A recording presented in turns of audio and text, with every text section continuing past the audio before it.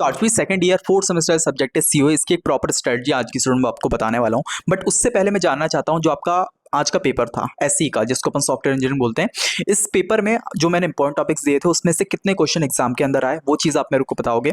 इसके अलावा आपने कितना अच्छे से प्रेजेंट किया, ठीक है, कितने मार्क्स का आपने करा, पास हो गया या नहीं, ये चीज़ भी थोड़ा बताओगे, जिससे मेरे को भी थोड़ा आइडिया पड़ेगा और बाकी बच्चों को भी कि एग्जाम में कितने क्वेश्चन पूछे जाते हैं। ठीक है, तो ये प्रॉपर चीज़ थी। अब जो है अपन लोग आज की इस वीडियो को स्टार्ट करते हैं। ठीक है, तो आज के जो सब्जेक्ट का नाम है वो क्या है, COA। ठीक है, जिसको अपन कंप्यूटर ऑर्गेनाइजेशन आर्किटेक्चर बोलेंगे। इसका जो पेपर है सामने मेरे पास बोर्ड लगा है जिसके ऊपर सारी सारी डेट लिखी है, इसलिए तो आपका जो पेपर है वो क्या है 14 अगस्त को होने वाला है, 14 अगस्त। ठीक है, आज की अगर बात करें, आज का पूरा दिन निकल जाएगा।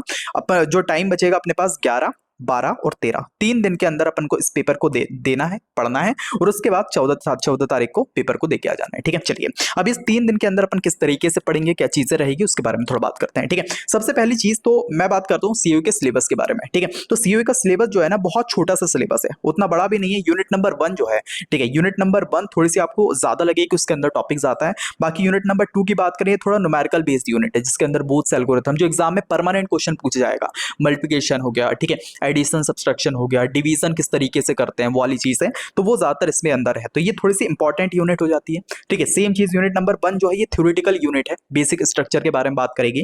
देन फिर यूनिट नंबर 3 के अंदर अपन लोग वही थोड़ी बहुत चीजें होती है। ठीक है, और यूनिट नंबर 4, 5, तो ये जो 3 यूनिट है ये बहुत छोटी सी यूनिट है। ठीक है, तो ये चीजें आपकी थोड़ा सा ध्यान में आपको रखनी है। ठीक है, चलिए अब अगर सीओ सब्जेक्ट की बात करें तो इसको अपन लोग 2 तरीके से पढ़ेंगे, जो मैं हर बार आपको बताता हूँ। क्या 2 तरीके कौन से हैं? सबसे पहला तरीका है कि अपन लोग क्या करें कि यार भाई 3.5 से लेकर 4 यूनिट अपन लोग करके जाए एग्जाम में, और ये यूनिट ऐसी करनी है कि इसमें से कैसा भी क्वेश्चन एग्जाम में बने अपन आराम से बना ले। अगर आप ये करके जाते हो 3.5 यूनिट, तो आपको आराम से क्वेश्चन जो दिखने को मिलेंगे वो कितने मिलेंगे पता है, 4 to 5 क्वेश्चन।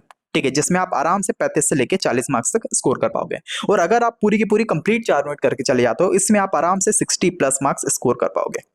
ठीक है, तो वो आपको डिसाइड करना है कि यार मैं अगर ये वाला तरीका कब अपनाओगे पता है, कि अगर मान लो आपने मिड सेमेस्टर में या फिर बीच में आपने 2 से 3 यूनिट कंप्लीट करके रखी है, तो आप क्या करो कि उन 2 से 3 यूनिट को रिवाइज तो कर लो, बट उसके बाद 1 से 2 यूनिट अपन क्या करेंगे और अच्छे से पढ़ लेंगे। तो ये अगर तरीका फॉलो करते हो, ये सबसे बेस्ट रहता है। ठीक है, या फिर सेकंड रहता है कि अगर अभी तक आपने कुछ भी नहीं पढ़ा है, तो आप क्या करो, ये 25 टॉपिक्स जो मैं आपको दे रहा हूँ, हर यूनिट से 5 टॉपिक रहेंगे, इनको पहले पढ़ लो। ठीक है, अब क्यों, क्योंकि ये इंपॉर्टेंट टॉपिक्स थोड़े से ऐसे पैटर्न पे हैं कि यार जो क्वेश्चन बार बार रिपीट हो रहे हैं, जो मोस्ट इंपॉर्टेंट हो जाते हैं, तो अगर आप इनको करके जाओगे तो ये तो है कि इनमें से कुछ क्वेश्चंस एग्जाम में आएंगे। उसके अलावा अगर आपको लगता है कि यार ये मेरे कंप्लीट हो गए, तो फिर अपन थोड़ा सा और पढ़ सकते हैं मार्क्स को स्कोर करने के लिए ज्यादा। ठीक है, तो ये 2 चीज अपन यहाँ पे कर सकते हैं। ठीक है, चलिए अब थोड़ी सी बात करते हैं कि भैया हम लोग इसको करेंगे कैसे। ठीक है, सबसे पहली चीज तो मैं आपको इंपॉर्टेंट टॉपिक्स आप बता देता हूँ।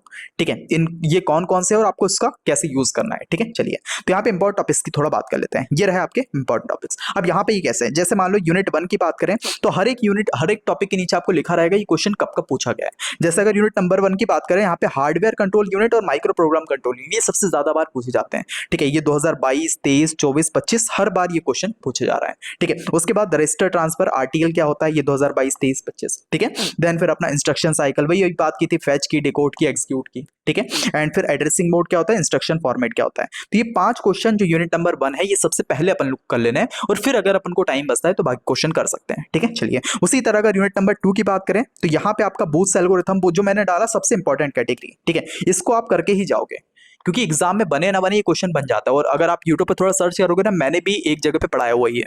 ठीक है, तो उसके आगे लगा लेना, या तो एजुकेशन पॉइंटर लगा लेना, या आदित्य पाटिल लगा लेना, बहुत एल्गोरिथम के बाद, तो आपको मेरे लेक्चर मिल जाएंगे। वहां से आप क्या कर सकते हो, ये वाला पूरा कंप्लीट कर सकते हो। ठीक है, चलिए देन फिर अपन क्या करेंगे, फ्लोटिंग पॉइंट रिप्रेजेंटेशन क्या होता है। ठीक है, उसके बाद साइंड एडिशन और सब्सट्रैक्शन किस तरह से कर सकते हैं, 2s कॉम्प्लीमेंट्स। ठीक है, देन फिर अपना डिवीजन एल्गोरिथम क्या होता है, जिसमें रीस्टोरिंग, नॉन स्टोरिंग हो गया। ठीक है, देन फिर अर्थमेटिक लॉजिकल यूनिट क्या होता है। तो यूनिट नंबर 2 से अपन क्या करेंगे, कंप्यूटर आर्किटेक्चर के बारे में पढ़ लेंगे। ठीक है, देन फिर अपनी यूनिट नंबर 3 आएगी, जिसमें DA में सबसे इंपॉर्टेंट हो जाता है डायरेक्ट मेमोरी एक्सेस क्या होता है। ठीक है, देन फिर अपना इनपुट आउटपुट प्रोसेसर क्या होते हैं। उसके बाद PCI, USB और SC SI बस क्या होता है। ठीक है, इंटरप्ट और साथ में सिंक्रोनाइज और सिंक्रोनाइज ट्रांसफर। ठीक है, ये अपना यूनिट नंबर 3 हो गया। यूनिट नंबर 4 के अंदर cash mapping technique, virtual memory. ठीक है, उसके बाद cash replacement algorithm, cache memory, और ये रैम और रोम क्या होता है। और लास्टली अपना हो जाएगा माइक्रो प्रोसेसर के बारे में, जिसमें ये वाला इसकी पता है डिफरेंस बिटवीन, ज्यादातर देखे मैंने एग्जाम में। उसके अलावा अपना वेक्टर प्रोसेसिंग क्या होता है, और बाकी आप देख सकते हो पाइपलाइन प्रोसेसिंग। ठीक है, तो इस तरीके से अपन को क्या करना है, यूनिट जो अपना COA है, इसके ये 25 टॉपिक आपको कवर कर लेना है।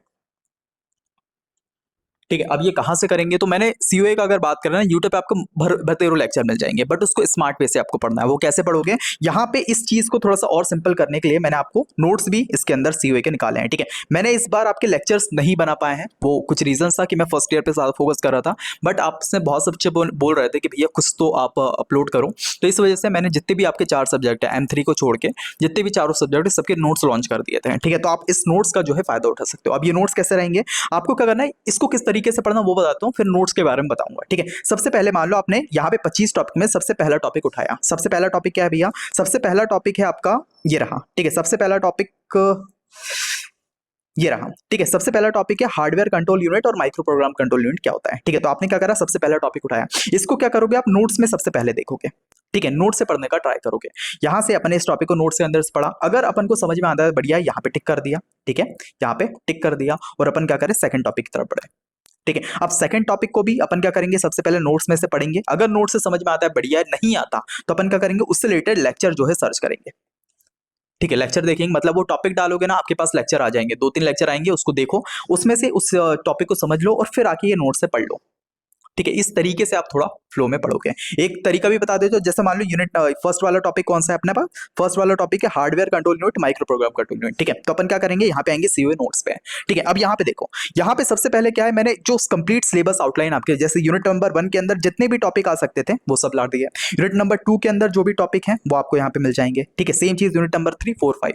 ठीक है, तो अगर सबसे पहला टॉपिक की बात करें जो क्या है hardware control unit micro program control, तो यहाँ पे देखेंगे कि यार कौन सा टॉपिक है, तो यहाँ पे कंट्रोल यूनिट टॉपिक नंबर 10 में अपन को मिल सकता है वो। ठीक है, तो यहाँ पे अपन जाएंगे, थोड़ा सा स्क्रॉल करेंगे, और ये किस तरीके से है, जैसे मान लो आपका यूनिट जो है अपनी ब्लू से हाईलाइटेड है, और उसके अंदर के जो टॉपिक है फर्स्ट, सेकंड, थर्ड, वो आपके ग्रे से हाईलाइटेड होंगे। ठीक है, अब इसमें जैसे अपन लोग लास्ट पे ही चलते हैं डायरेक्ट। ठीक है, तो कंट्रोल यूनिट ये रहा शायद, रजिस्टर बस ऑर्गेनाइजेशन। ठीक है, थोड़ा सा मैं आपको तरीका बता रहा हूं कि अपन को किस तरीके से इसको लेके चलना है। ठीक है, ये रहा कंट्रोल यूनिट। ठीक है, टॉपिक नंबर 10। अब एग्जाम में अगर आपको आता है हार्डवेयर कंट्रोल यूनिट और माइक्रो प्रोग्राम, ये ऐसा डायरेक्ट नहीं आएगा, इसमें आपको पूछ ले जाएगा व्हाट इज कंट्रोल यूनिट, और उसके बाद hardware control unit micro program control unit क्या होता है। तो अपन क्या करेंगे, हार्ड कंट्रोल यूनिट को किस तरह से एक्सप्लेन करेंगे, सबसे पहले इंट्रोडक्शन पार्ट रहेगा, ऐसे पॉइंट बाय पॉइंट फॉर्म में अपन को इसको समझाना है। ठीक है, उसके बाद आपकी डेफिनेशन आप उसको बताओगे, देन फिर अपने नीड्स उसकी बताओगे, यही पॉइंट बाय पॉइंट के फॉर्म में। ठीक है, उसके बाद फंक्शन आप उसके बताओगे, कंट्रोल यूनिट के क्या होता है, फैच करना, डिकोड करना, जनरेट करना, कंट्रोल फ्लो डालेगा, और फिर कोऑर्डिनेट करना। ठीक है, देन फिर अपना क्या हो जाएगा, यहाँ पे अपन स्टेप्स लिखेंगे कंट्रोल यूनिट की। ठीक है, इस तरह से स्टेप्स लिखी, बेसिक डायग्राम, और फिर जो है टाइप्स के ऊपर आएंगे। ठीक है, और टाइप्स अपन बताएंगे, 2 टाइप के होते हैं, hardware control unit, control micro program control unit, और फिर हार्डवेयर कंट्रोल यूनिट को थोड़ा सा अच्छे से एक्सप्लेन करेंगे, इसकी डेफिनेशन, कैरेक्टरिस्टिक्स, एडवांटेज, डिसएडवांटेज। उसके बाद अपना माइक्रो प्रोग्राम हो जाएगा, इसकी भी डेफिनेशन, कैरेक्टरिस्टिक्स, एडवांटेज, डिसएडवांटेज। अगर मान लो एग्जाम में कंपैरिजन भी पूछ लेता है, डिफरेंस बिटवीन पूछ लेता है, तो इस तरीके से कंपेयर भी कर देंगे। ठीक है, और फिर एडवांटेज बता देंगे और एप्लीकेशन, और इस तरीके से अपना कंप्लीट टॉपिक कंप्लीट। ठीक है, तो इस तरीके से अपन ने क्या करा, सबसे पहले इस नोट से देखा, अगर नोट से समझ में आ गया तो बढ़िया, नहीं आया तो लेक्चर देखेंगे, उसका समझ लेंगे हार्डवेयर कंट्रोल यूनिट और माइक्रो प्रोग्राम क्या होता है, फिर आके अपन नोट से पढ़ लेंगे। ठीक है, ये नोट्स पढ़ना क्यों इंपॉर्टेंट है, क्योंकि इसमें आपको थ्योरी मिलेगी, लैंग्वेज मिलेगी, और लैंग्वेज जितनी ज्यादा आपको पता होगी तभी अपन एग्जाम में लिख पाएंगे। ठीक है, अगर मान लो अपन लोग समझ के चले गए ना, थोड़ा बहुत लिख लेंगे, 1 पेज भर देंगे ज्यादा से ज्यादा, बट अगर लैंग्वेज नहीं दिमाग में होगी तो नहीं लिख पाएंगे। ठीक है, तो ये थोड़ा सा अपन को करना है कि अपन लोग टॉपिक पढ़ेंगे, उसके नोट्स पढ़ेंगे, फिर अगर समझ में आता है बढ़िया है तो यहाँ पे टिक करके आगे बढ़ेंगे, सेकंड टॉपिक उठाएंगे, उसके नोट्स पढ़ेंगे, नोट्स से समझ में नहीं आता लेक्चर देखेंगे, लेक्चर के बाद अपन आके वापस से नोट्स देखेंगे और यहाँ पे कंप्लीट करेंगे, और ऐसे ऐसे करके अपन क्या कर लेंगे, 25 टॉपिक यहाँ पे कंप्लीट कर लेंगे। और एक बार अगर आपके 25 टॉपिक कवर हो जाते हैं ना, तो इससे क्या हो जाएगा पता है, कि गारंटी कर लो कि एग्जाम में 5 से 6 क्वेश्चन आपको दिख रहे होंगे, जिससे आप आराम से पास हो जाओगे। ठीक है, और ज्यादातर अगर मैक्सिमम की बात करें, आपको 10 से 12 क्वेश्चन ही दिख जाएंगे, जिससे आप आराम से पूरा पूरा पेपर 70 में 70 पढ़ लोगे। बट मैं मिनिमम क्राइटेरिया लेके चलता हूँ, क्योंकि वर्स्ट केस लेके चलें वो बेहतरीन रहता है। तो वर्स्ट केस भी अगर रहा तो आपके 5 से 6 क्वेश्चन एग्जाम में दिख रहे होंगे जो मैं बना रहा हूँ। ठीक है, तो ये प्रॉपर आपकी चीज रहेगी, किस तरीके से पढ़ना है समझ में आया। क्योंकि अगर आप लेक्चर देखोगे ना, ढूंढने जाओगे, वो कोर्स की बात अलग रहती है कि आपकी यूनिवर्सिटी के हिसाब से, आपके उसके हिसाब से रहता है पूरा का पूरा। बट अगर कोर्स नहीं है तो अपन क्या करेंगे, क्या नोट्स पढ़ेंगे, नोट्स से अपन लेक्चर्स देखेंगे टॉपिक बाय टॉपिक, फिर वापस आके नोट्स पढ़ेंगे, इस तरीके से कंप्लीट करके जाएंगे।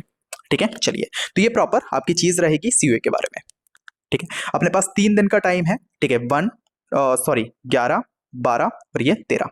तो आराम से पढ़ो, 2 दिन के अंदर अपन लोग ट्राई करें कि यार भाई 25 टॉपिक कवर कर लें, और जो अपना 13 तारीख का टाइम रहेगा इसमें अपन सिर्फ क्या करेंगे, रिवीजन करेंगे। ठीक है, तो इस तरीके से आप थोड़ा सा इस सब्जेक्ट को देख सकते हो। ठीक है, चलिए बाकी नोट्स किस तरह से देखना है वो चीज़ मैंने बता दी। नीचे आपको टॉपमेट का लिंक मिलेगा, वहां से अगर आप परचेज करोगे आपके ईमेल पे आ जाएगा, या फिर आप वहीं से डाउनलोड कर पाओगे। सेकंडली, अगर आपको चाहिए कि भाई वेबसाइट से पढ़ें, तो आप वेबसाइट से भी आराम से परचेज कर सकते हो। सिंपल सा वेबसाइट पे जाना है, ऊपर जाओगे डिजिटल प्रोडक्ट सेक्शन मिलेगा, उस पर अपन को क्लिक करना है और वहां पे जाके थोड़ा सा स्क्रॉल करोगे, आपके नोट्स मिल जाएंगे। ठीक है, वहां पे जाके बाय नाउ कर लेना। अब एक चीज ध्यान रखना कि जिस भी ईमेल परचेज करते टाइम पे जो ईमेल डालोगे ना, वो ईमेल थोड़ा ध्यान में रखना, उसी ईमेल से आपको लॉगिन करना है, क्योंकि डायरेक्टली नहीं मिलेंगे लोग। उसी ईमेल से आपको लॉगिन करना है ऐप के अंदर, ठीक है, वेबसाइट के अंदर, और फिर डिजिटल प्रोडक्ट जाके उस सेक्शन पे क्लिक करोगे उस नोट्स पे, तो वहां पे आप डाउनलोड कर सकते हो। ठीक है, तो ये प्रॉपर एक चीज रहेगी। अगर नहीं आया ना, तो पास्ट की जो वीडियोस बनाई है, या चलो बता ही देता हूं मैं। ठीक है, तो नॉर्मली क्या करना है अपन को, सिंपल सा कि भाई वेबसाइट पे आना है, क्रोम के ऊपर अपनी वेबसाइट खोल लेनी है, लास्ट नोन बिजनेस। ठीक है, यहाँ पे सबसे पहले आपको लॉगिन कर लेना है। ठीक है, लॉगिन करके आप डिजिटल प्रोडक्ट सेक्शन क्लिक करोगे, थोड़ा स्क्रॉल करोगे, तो यहाँ पे आपको सीओए के नोट्स मिल जाएंगे सबसे पहले ही। इस पे क्लिक करना है और यहाँ पे बाय नाउ पे क्लिक कर देना है। ठीक है, और यहाँ पे आपको जो ईमेल, फोन नंबर ये सब मांगेगा, ईमेल आपको ध्यान में रखना है। ठीक है, आपने अगर लॉगिन किया होगा, यहाँ पे ईमेल जो है अपने आप आ जाएगी, आप आराम से पे नाउ कर सकते हो। ठीक है, अब देखना, आप हट गए, बाहर आ गए, अब क्या करना है आपको, सिंपल सा पहले लॉगिन कर लेना है, और लॉगिन करने के बाद आप वापस से जब इस पे क्लिक करोगे, मैंने ये नोट्स परचेज नहीं किए इसलिए बाय नाउ कर रहा है। अब मैंने जो नोट्स परचेज किए थे वो बताता हूँ आपको। ठीक है, तो यहाँ पे आता हूँ मैं, और साइबर सिक्योरिटी परचेज, अब मैं इस पे जब क्लिक करता हूँ देखोगे डाउनलोड का ऑप्शन है, सिंपल से डाउनलोड करेंगे और यहाँ से सेव करके अपन पढ़ सकते हैं। ठीक है, तो ये पूरा फ्लो रहेगा अपना इसका। आई होप समझ में आया होगा। ठीक है, तो इस तरीके से अपन को इस सब्जेक्ट को लेके चलना है ना। चलिए, तो इसी के साथ आज के इस वीडियो को कंप्लीट कर होते हैं। एक चीज मैं थोड़ा सा बता दूं यार, चलो कुछ नहीं, ठीक है, तो इसी के साथ आज की इस वीडियो को यहाँ कंप्लीट करते हैं। मिलते हैं नेक्स्ट, बाय बाय।